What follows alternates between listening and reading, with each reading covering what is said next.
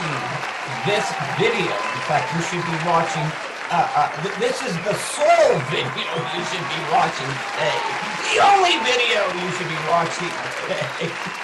Welcome back to the second edition of Three Guys Get Real. And let's introduce our three guys. Over to guy number one. He goes by the name of Dieter Wenzel. He's an HR professional. What's the story, Dieter? Good morning, everyone, and thanks for bringing such energy, Robert. I gotta get myself some coffee IV here, but Dieter Wenzel with Wenzel Consulting and friend and colleague of Morris and Robert, and we're here today to get real. Awesome. We're here today to get real, the second edition of many editions to come. Ladies and gentlemen, I'd like to introduce to you guy number 3 of Three Guys Get Real. He's the only professional that you call for his amazing skills in the area of photography and video production. Morris Churka of Morris Churka Photography and Video Production. Take it away, Morris. What's okay. the story? Well, who are you and what makes you so awesome? So you need to say real guy number 3 or bachelor number 3?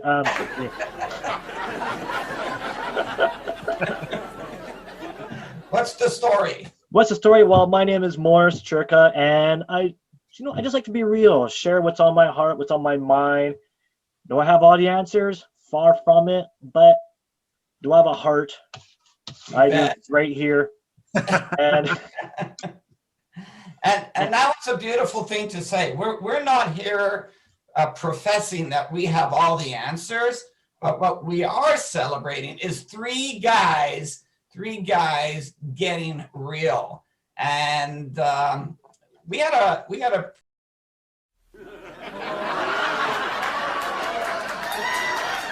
pretty cool getting real conversation a few minutes ago. And what were we bantering around, Dieter, a few minutes ago? One of the topics was how you're creating a safe place on the internet. So a tip of the hat to you for creating a safe place virtually for people to get together, to talk, to address these issues. And one of the points we were working over is to address these issues. What do you mean by these issues? Yeah, like one of the things we're talking about is, do you call it mental health? Do you call it mental fitness? Do you call it mental illness? Right? Even something as simple as the terminology we're using, but for us to get together and have a dialogue about something that a lot of people avoid or don't discuss. Yeah, and doing it online in a virtual setting, and so we're going to get real about guys and what's stopping them and what's holding them back from getting real about their mental health and being part of a community of conversations around the simple idea of just wanting to feel better. By meeting a community of people who share a similar drive to feel better during this crazy COVID time, and to share stories online. Now, Morris, you mentioned something before about storytelling and guys being in the too much in their head and not getting comfortable with storytelling. Before you chime in here, I just want everybody to know that it's been really challenging to encourage guys to pick up the phone or send me an email and ask questions about my online virtual discussion group series around your daily mental health or your daily mental wellness or your daily mental fitness.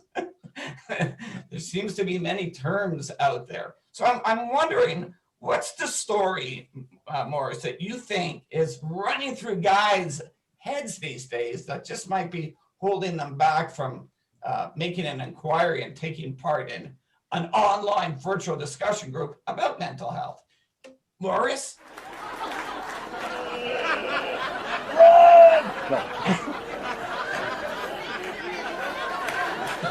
These two guys are brilliant. They got a lucky guy here.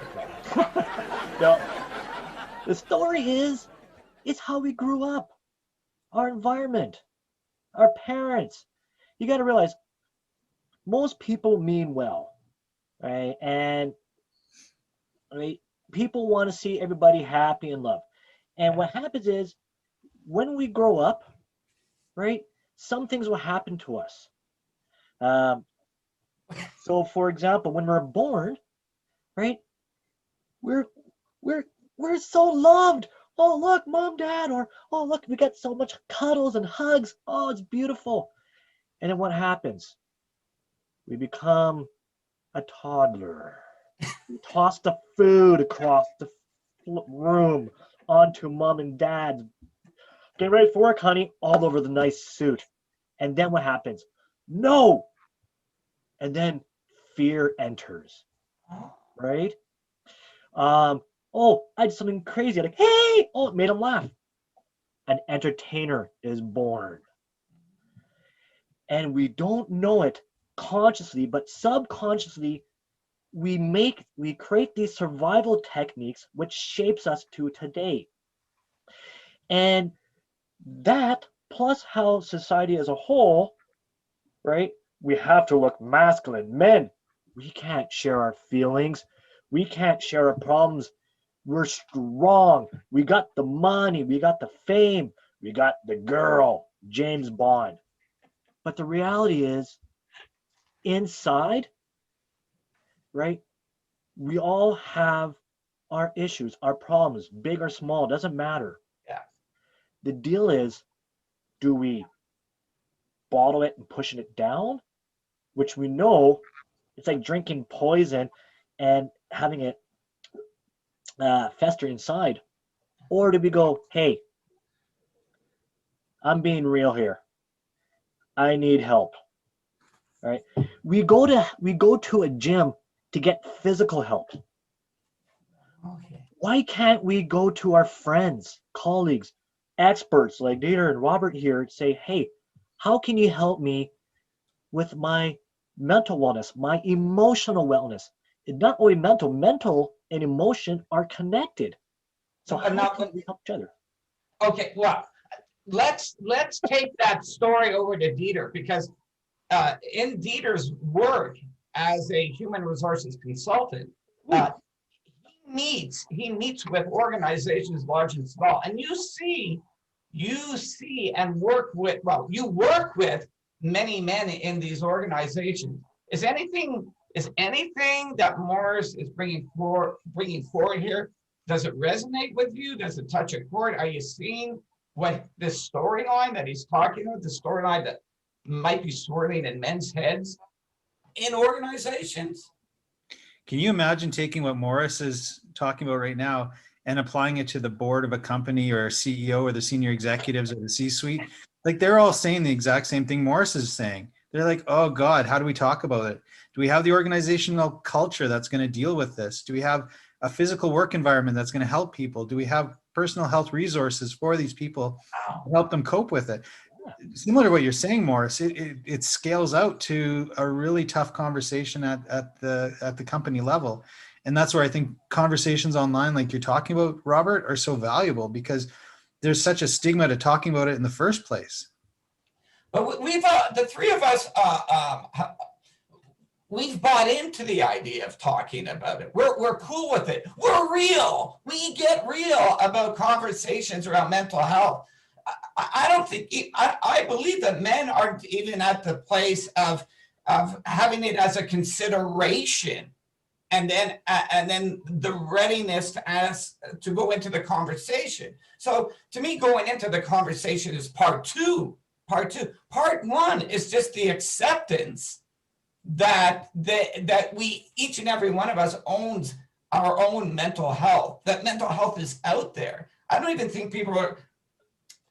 don't think men in particular are out there believing that mental health is even something within their context to think about or to consider, let alone think about a conversation.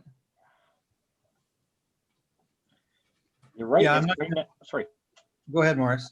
I'll say, yeah, it's just creating that awareness because some of the people, and I'd say in general, guys, women, everybody, some of them don't like going to the doctor because I don't want to know I'm sick.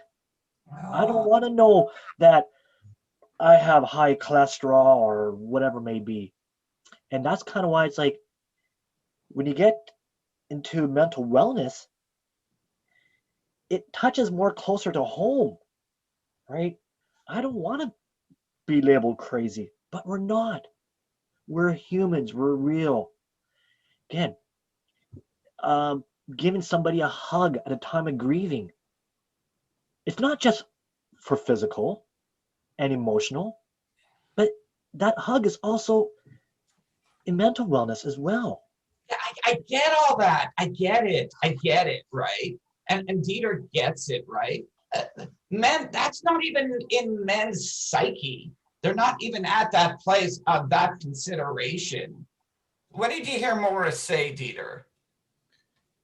Yeah, I'm struggling with the use of gender in this because I know that there's other people and other, other sectors of the population that are struggling with this as well, Robert. So I don't want to derail where you're going, but I don't agree with the population segment that you're working with. But either way, there's definitely an openness that's needed in these conversations that people don't have that comfort, like Maura's saying, because it's revealing, it's a part of yourself, it's who you are. It's the Tin Man showing his heart. Okay. So yeah, I would agree with you, Morris. It's very difficult. And I don't know from the two of you when you first started hugging your dad, or if you did, but like I was traveling to Australia and I said to my parents, I love you, I'll see you later. And that's the first hug I remember from my dad. And I was like 18, 19 years old. And when I got back from Australia, he started to hug me a lot. And now he hugs me too much. I'm almost uncomfortable. He always hugs me when I'm leaving. But, hey, Dad, I'll be back in half an hour. Oh, let me give me a hug. Hey, Dad, I dropped off your milk. I'll see you in a little while. Oh, give me a hug, right? But that's an example for me. I don't know if that hits you guys, but just even the hug was a hurdle. Wow, I like that. There's a great phrase for a webinar. Is your hug a hurdle? Is your hug a hurdle? Is hugging a hurdle? So let's use your dad for a moment here, and then we'll begin to wrap it up. How come your dad made the leap? Like, what is it about your dad that moves from not being open around expressing affection to being open? And accepting that the sharing of emotions, be it physically or verbally, he became okay with that. Yeah, and just to clarify, I grew up in a loving home with lots of love and said I love you a lot, but that physical hug just wasn't part of the package, right? And I think the severity of how far I was going and when I was coming back was a moment of realization. But going back to what Morris is saying, how do we break down that barrier so that you show some kind of professional affinity to others, or friendship, or camaraderie, or rapport, right? And then that goes back to what you're working on, Robert, with this online environment. How do you create that without the severity of traveling to the other side of the planet? Wow. Let's begin to wrap things up here. Morris,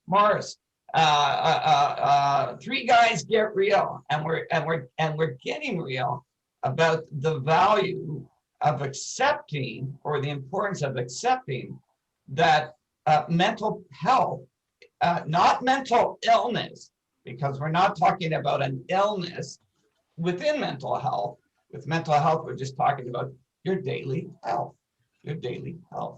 So we're talking about getting real with mental health, men and others, getting real with owning the subject matter of mental health. Morris, what's the question that you'd like to leave for everybody who's watching us here online today? What's the tough question of the day? Mental wellness, physical wellness, mental fitness, physical fitness. We all like to do our little parts of physical fitness. Exercise, jogging. Myself, I like to go on my rebounder for minimum of 5,000 steps.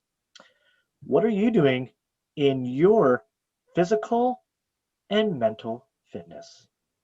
Oh, I like that. What is your mental fitness plan? Yes. Or you know what? You'd like this one. You'd like this one, Morris. How about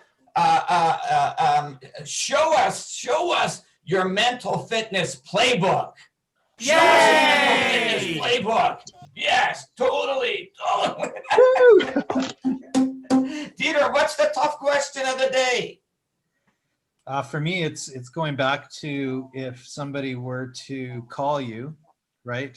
What goes through their mind as they're processing picking up the phone and calling somebody like yourself or some other discussion group or some other health professional? Just pick up the phone and analyze and observe your own reactions, how you feel. Like, why don't I want to call this person, or why do I not want to engage in a conversation? What phrasing and terminology do I want to use or not use in this topic? Because it's very revealing once you understand yourself a little bit more. Wow, awesome, awesome. And my question is, are you 100% clear on the difference between mental health and mental illness? So what might be getting in the way of stopping you from moving forward is a complete misunderstanding as to what it means, as to what mental health actually means. Because it is my belief that most people believe that when we talk mental health, we're talking about mental illness. And that paints a whole different picture in people's minds. So my question is, are you 100% clear on the difference between mental health and mental illness? And because you're not 100% clear and are working off wrong definitions and understanding, might that be stopping you from picking up the phone and participating and calling me and participating in a virtual discussion group about mental health?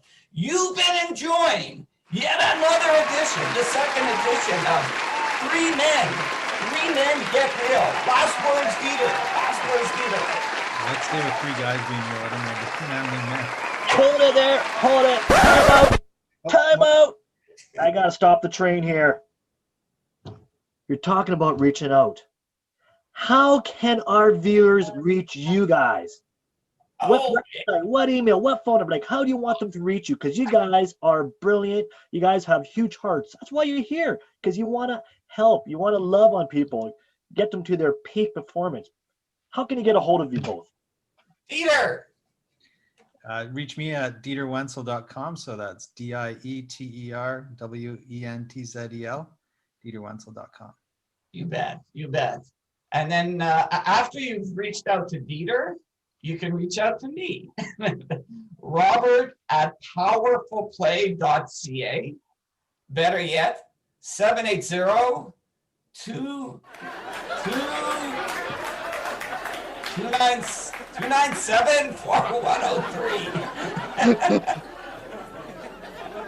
Or powerfulplay.ca. You guys rock. You guys rock. Let's send some good vibes out there with the hope that we've challenged everyone to think about their mental health and understand that we all live with mental health, and it's okay to step up and say so and admit it. Admit it. Yes. So much fun being with the both of you this morning. Thank you very much. Okay. We'll see everybody next time. Take care. Everyone, enjoy.